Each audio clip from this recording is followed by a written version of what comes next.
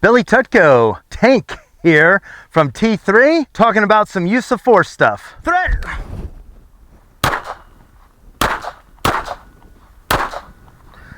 Drop the gun! Don't touch the gun again! Don't touch the gun again!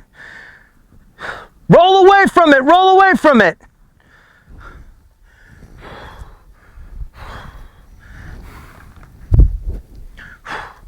After a use of force, I want to clear the area, get close to that gun, keep that person away from it, or whatever the situation may be. Check everything, right? Before I get my gun back into my holster, get my gun back into my holster, get 911 coming, provide aid, do whatever I need to do to finish up that situation. The next thing you usually have after that is law enforcement does arrive. The one thing I do not want is my gun in my hand when law enforcement arrives. The other thing I don't want to do is talk too much, which when we get that adrenaline dump and that sympathetic nervous response, that fight or flight, and then the cops get there, we want to tell them all about what happened and how you don't want to do that, okay?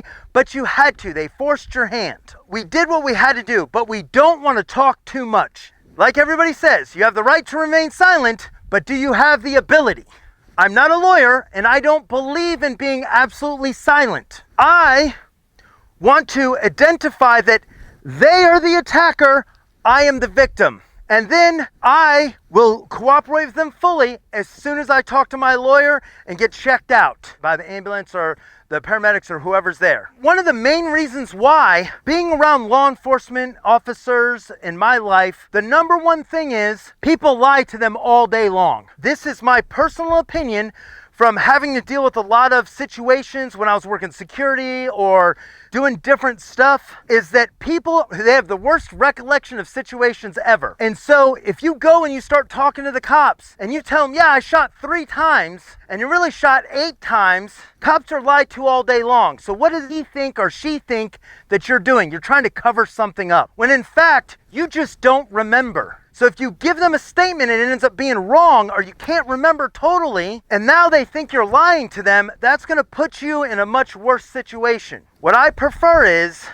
hey, I'm the victim, they're the aggressor, I had to defend myself. I'm gonna cooperate fully, I need to get seen, and I need to talk to my lawyer. That's it. We're not getting into a bunch of stuff. We're not telling them how everything developed and all that stuff happened. We wanna keep it short, sweet, get on the horn, and then get everything together. And listen, it's hard for us under high stress situations to remember things. And I'm gonna give you guys some homework. I want you to watch the gorilla basketball video on YouTube. What they do is they tell you, hey, how many times is the basketball passed around during the next minute or whatever? And you watch the people and you watch the basketball get all passed around and you count them. And at the end they go, what about the gorilla? And everyone goes, what gorilla? And then they look at the video and there was a gorilla walking around, a guy walking around in a gorilla suit the whole time, and people don't even see the gorilla at all because they're focused on the basketball getting passed around.